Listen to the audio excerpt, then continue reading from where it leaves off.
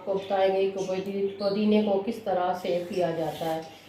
हम पुदीने को अच्छी तरह साफ करके धोएंगे, फिर इसको खुश्क करेंगे धूप में। 2 दिन हम धूप में रखेंगे, फिर हम इसको किसी जार में डालकर इस्तेमाल करेंगे।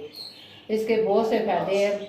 हरा पुदीना जो है आप सलाद में डालकर इस्तेमाल कर सकते हैं, खाते हैं, चटनी बनाते हैं। जब खुश्क हो तो उसमें अगर आपको उल्टी वगैरह हो, बच्चों को हो, बड़ों को हो, आप कावे में डालकर इस्तेमाल कर सकते हैं और इसका फ़ौरन आराम आ जाता है। जब किसी को पेट में दर्द हो, बच्चों को हो, बड़ों को हो, तो ये अजवाइन के साथ थोड़ा सा खुश्क पुदीना लें और फ़ौरन आराम आ जाएगा।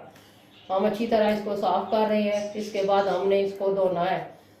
धोकर फिर मैं ऊपर छत पर 2 दिन के लिए इसे खुश्क करूँगी, फिर इसको जार में डाल के रख दूँगी और ये 2-3 महीने इंशाल्लाह आराम से गुजर जाएंगे।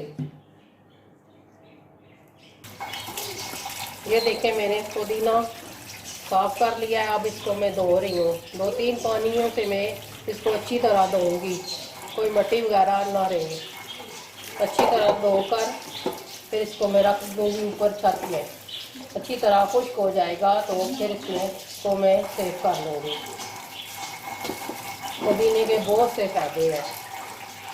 अब ये बच्चों के घर में हमेशा होना चाहिए। आप इसे खुश्क करके हमेशा रखें घर में।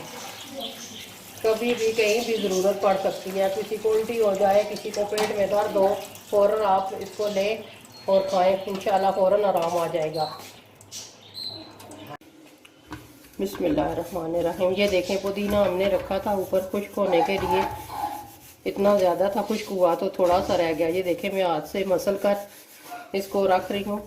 ये एक जैम की बोतल थी, उसको धोकर मैंने खुश्क कर लिया है और पुदीने को हाथों से बारीक बारीक पीस कर अब मैं इस बोतल में रख के इसको सेव कर लूँगी। जब भी ज़रूरत होगी तो इस्तेमाल करेंगे।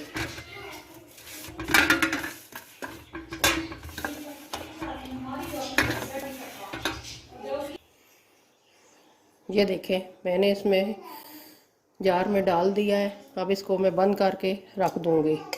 जब भी ज़रूरत हो किसी को पेट, हम इस्तेमाल करेंगे। अब ये बिल्कुल सेफ़ है, कोई बिल्कुल ख़राब नहीं होगा। महीना 2 महीने बेशक पड़ा रहे। अल्लाह हाफिज़।